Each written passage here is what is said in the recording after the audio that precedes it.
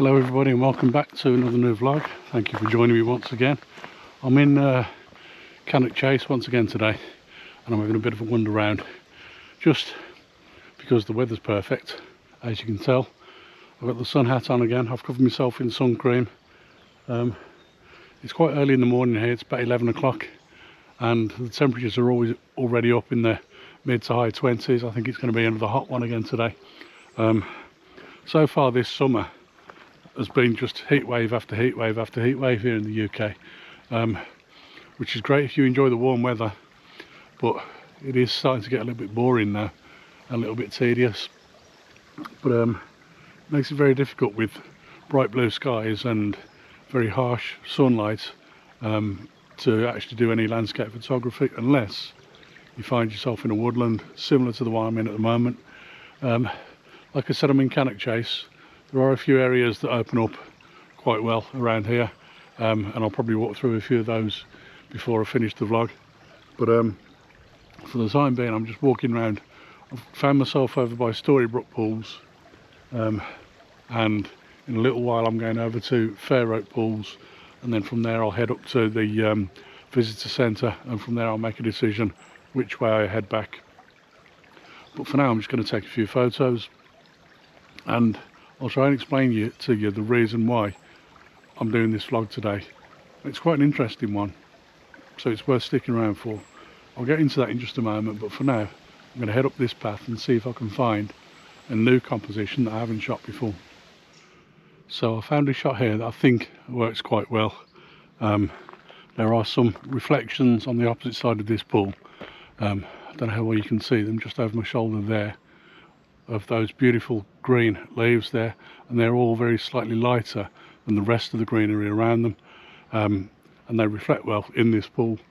The pool is just still calm, so I think there's a possible shot here. I'm probably going to have to get the polarizing filter out and put that on the lens, because I think I want to try and cut through some of the glare on that water as well.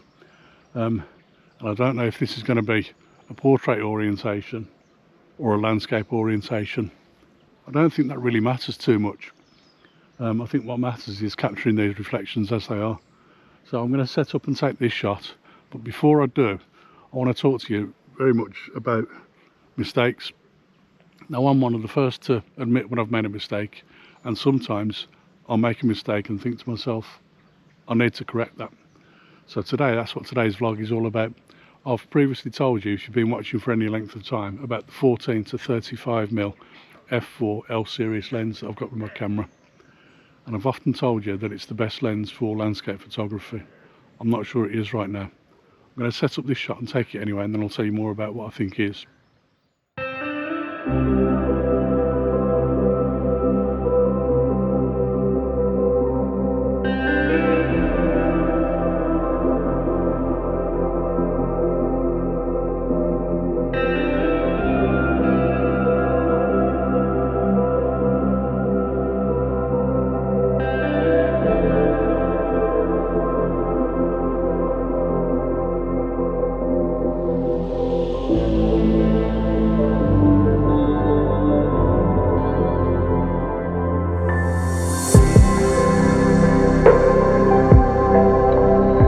So I now think that the 24 to 105mm f4 L series lens is a better lens for landscape photography than the 14 to 35mm f4 L series lens. And those last shots just kind of illustrate why I think that. It's really about versatility more than anything else. I've just managed to shoot those shots at 35mm, 50mm, 70mm and 85mm I think they were. Now with the 14 to 35mm lens, I couldn't have shot all of those. There's no way I could have made a really decent image of what I've just captured there. I don't know yet which one of those I prefer, and I'm going to put them up on screen, and you tell me in the description, in the comments box below, what you think of them, which you think you prefer. But for me, I couldn't have made those shots at all if I only had the 14 to 35mm lens in my bag. Now, I've got it in my bag anyway today with the 24 to 105, but it kind of doesn't really make a lot of difference to me to have them both in there. Yes, admittedly, the weight of the 24-105 is slightly heavier than the 14-35, so if I was to take one out, I would notice the difference in the weight in my bag anyway. But by having the two in my bag all the time, it really doesn't make the slightest bit of difference to me anyway in terms of weight. But just because of that extra versatility that I get with the 24-105mm lens, I think I've got much more options in terms of the photographs that I take and the compositions that I make, as you've seen from those images just back there. I'm going to head on now towards Fair Oak Pools. It's not that far away, and see if I can find a shot there. I've also spotted another shot a little way further back that I've looked at several times before when I've been here and never taken the shot. So I might even go back there and take that as well a little later on in the vlog, and I'll let you know about that in a moment. But for now, I'm just going to head off over towards Fair Oak Pools. I've come over to Fair Oak Pools, and in this very spot where I'm standing right now, I've previously shot a panorama of the scene on the opposite side of the pools themselves, and it worked very well, simply because at the time it was autumn and the colours of the trees on the other side of the pond were absolutely amazing, and they reflected well in the pond itself. But I don't think that panorama works very well right now, because at the top of the scene you've got this incredible glare from the sun coming over the top of the trees, and I think it ruins it. I think even with a polarizing filter on the lens, it's going to ruin the image anyway. But I wanted to talk about it because when I previously took this photo as a panorama, I took it, like I said, in the autumn with the 100-400mm lens, and I'm pretty sure that I was shooting at 100mm at the time. And the reason I'd chosen that lens was because I knew that if I used the 14-35mm at 14mm shooting a panorama, the foreground and background would be too distorted to be able to stitch those together in post-production afterwards. So I knew that I would have to use a slightly longer focal length to be able to capture that panorama perfectly, because with the longer focal length you get a tighter crop and less distortion from foreground to background than you do with a wide angle lens. So it made sense to shoot with the 100-400mm lens at the time. Well, obviously now I've got this 24-105mm lens. If I wanted to, if the conditions were right, I could shoot this as a panorama at probably 105mm and do probably 5 or 6 different shots sweeping from left to right to capture the image. And obviously at 105mm there wouldn't be the same distortion that you get at 24mm, so it'd be perfect. But also I wouldn't be able to use the 14-35 to create a panorama here. I may be able to do in different circumstances, but that's another story. But in this particular shot I wouldn't be able to take it, so I'm not going to take it today anyway because of the glare that we've got, like I said, from the sun. But I'm going to carry on walking and see if I can find another composition further along. But before I do that, I'm going to head back to Storybrooke Pools, to the composition that I wanted to look at before, because I think that's going to work really, really well with the 24-105 for the reasons I've been telling you about already. I've come back to Storybrooke Pools, and I've just crossed over the brook itself, across a set of stepping stones across the brook, which was beautiful. And that's the composition I want to take. There's a couple of girls just walked across there at the moment, so they're going to be in the shot for the time being, but I'll wait a few minutes and then I'll be able to take this shot. But the reason I've come down to this particular spot is because of these stepping stones behind me. But what I notice is, as you walk across the stepping stones to get to this spot, if you stand on the far side of the brook, there's a big boulder on the opposite side of the brook, and it's either in the way of the image when you're taking the shot, or it's in the position where you want to put your camera and tripod down to take the shot of the stepping stones to get it perfect. But also from this side of the brook there's a slightly higher elevation as well, so you're kind of looking down onto the brook a little bit more, which means that the image is a slightly better composition from this side. But also then you've got that boulder at the back which sits as a background interest in the image itself, and actually that makes it a more interesting composition as well from this side. So I think this is the best spot to take the shot from.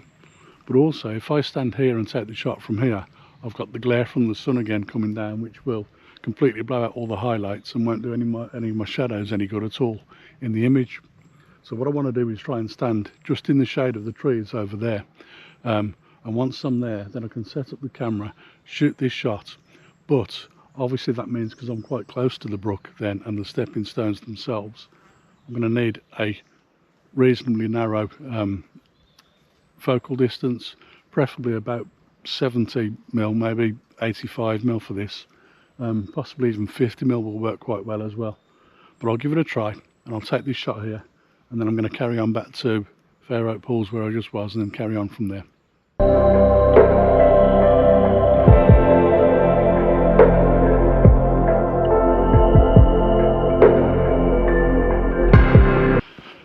So I managed to get that shot at 50mm.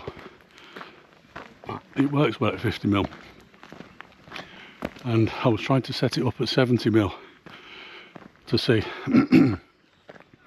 if it would work just as well.